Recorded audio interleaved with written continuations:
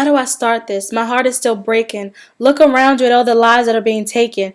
I usually keep my thoughts bottled up, never spoken, but the names of the dead claw in my throat and I find myself choking. And it's not just us blacks, but all of the races. Stop looking at their skin and start seeing their faces. I'm so full of anger from the actions of others, killing off my black, white, Latina, and biracial sisters and brothers. There are some people out there that justify this hate, blaming mental illness, fear for one's life when they know that's not the case.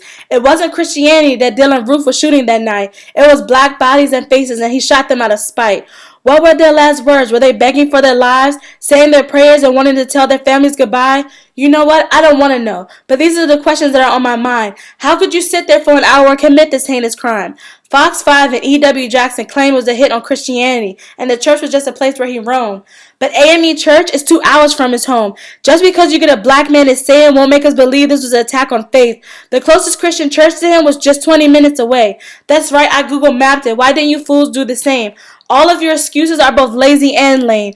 Dylan Roof shot 9 people, and when apprehended, he didn't have so much as a scratch. But Freddie Gray never made it to the station. They broke that protester's back. It's not just Dylan, and that's what upsets me the most. It's multiple people making headlines around the coast.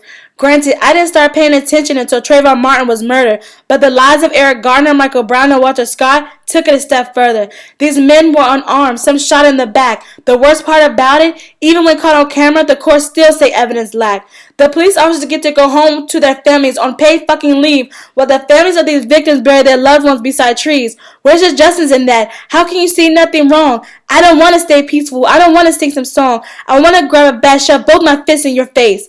But Maya Angelou said it best, you can't solve things with hate. I'm tired of getting on social media and seeing hashtags everywhere.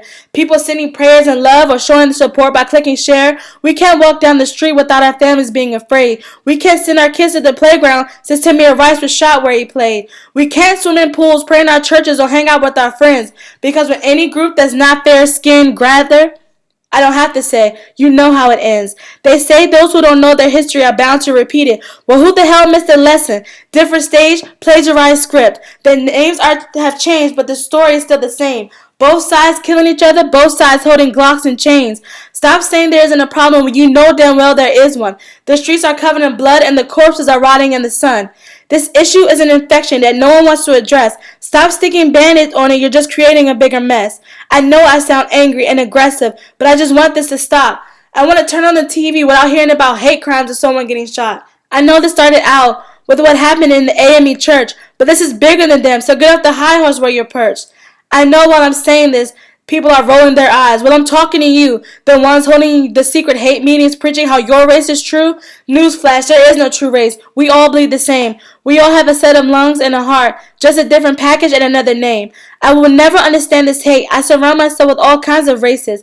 I love their differences, their heritage, and their faces. God, I'm so angry and my heart truly hurts. But if we don't stand together, things will only get worse. No, my loved one wasn't involved in any of the crimes that were listed, but I'm human and I cry when they cry, so don't get it twisted. I only have one thing to say, and after this, I'm through. To all of you who hate out there, I won't pass your message, and I forgive you.